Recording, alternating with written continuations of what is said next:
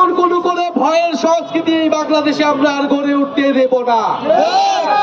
শহীদরা রক্ত দিয়েছে, প্রয়োজনে আমরা আবারও প্রয়োজন হলে আমরা আমাদের নিজের রক্ত দিব, কিন্তু জুলাই গণঅভ্যুত্থানের পথেই এই বাংলাদেশকে চলতে হবে। খুনি হাসিনার সরকার পুলিশ এবং ছাত্রলীগ দিয়ে দমন পীড়ন চালায়, ছাত্রদের উপরে, সাধারণ জনগণের উপরে নির্বিচারে গুলি চালায়।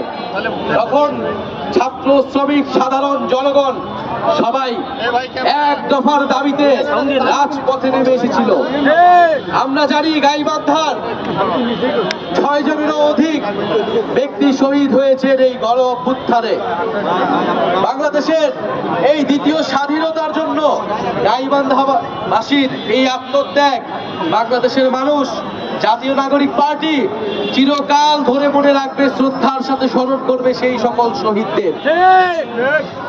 আমরা বলতে চাই, এই যে গণ অভ্যুত্থানে হাজারো মানুষ শহীদ হয়েছে, হাজারো মানুষ, ছাত্ররা আহত হয়েছে একটা নতুন বাংলাদেশের জন্য, যেই বাংলাদেশে বৈষম্য থাকবে না, গণতন্ত্র থাকবে, যেই বাংলাদেশে আপনি কথা বলতে গেলে পুলিশ আপনার উপর আক্রমণ চালাবে না, আপনি মত প্রকাশ করতে গেলে আপনার উপর লাঠিচার্জ, গুলি পুলিশ চালাবে না, আপনি কথা বলতে চাইলে, আপনি প্রতিবাদ করতে চাইলে প্রতিবাদ করবেন। জুলাই গণ অভ্যুত্থান সেই প্রতিবাদ শিখিয়েছে আমাদের। আমরা যেন সেই প্রতিবাদ থেকে সরে না আসি। আমাদের যে অধিকার, আপনাদের যে ন্যায্য অধিকার, আপনাদের এলাকার সমস্যা, সেগুলো আপনারা বলবেন, নির্ভয়ে কথা বলবেন। আমাদের ভয় কিন্তু 2024 সালে ভেঙে গিয়েছে। নতুন করে ভয়ের সংস্কৃতি এই বাংলাদেশে আমরা আর গড়ে উঠতে দেব না। শহীদরা রক্ত দিয়েছে, প্রয়োজনে আমরা আবারও প্রয়োজন হলে আমরা আমাদের নিজের রক্ত দিব, কিন্তু জুলাই গণঅভ্যুত্থানের পথেই এই বাংলাদেশকে চলতে হবে। প্রিয় গাইবান্ধাবাসী, আমরা জানি রংপুর, গাইবান্ধা বাংলাদেশের অন্যতম দরিদ্র অঞ্চলগুলোর মধ্যে অন্যতম, এবং নানা ধরনের বৈষম্যের শিকার এই গাইবান্ধাবাসী অনেক দিন ধরে হয়ে আসছে। আমরা আপনাদের জন্য কাজ করতে চাই।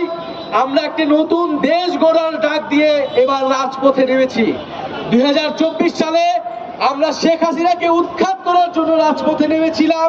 এখন আমাদের উৎখাত হয়েছে, পতন হয়েছে, কিন্তু নতুন দেশ এখনো গঠন হয়নি।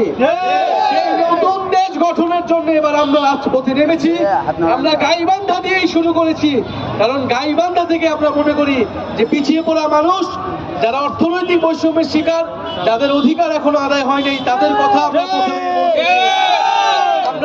আমরা 64 জেলায় পদযাত্রা করব, এবং 64 জেলার মানুষের কথা শুনে আমরা জুলাইয়ের ইস্তিহার, জুলাইয়ের ঘোষণাপত্র এই সরকারের থেকে আদায় করব। এই ঘোষণাপত্রে আপনার আমার অধিকারের কথা লেখা থাকবে, আপনার আমার দায়িত্বের কথা লেখা থাকবে। প্রিয় বন্ধুগণ, জাতীয় নাগরিক পার্টি ধর্ম, বর্ণ নির্বিশেষে সকল মানুষের নাগরিক মর্যাদা এবং নাগরিক অধিকারের পক্ষে কথা বলে।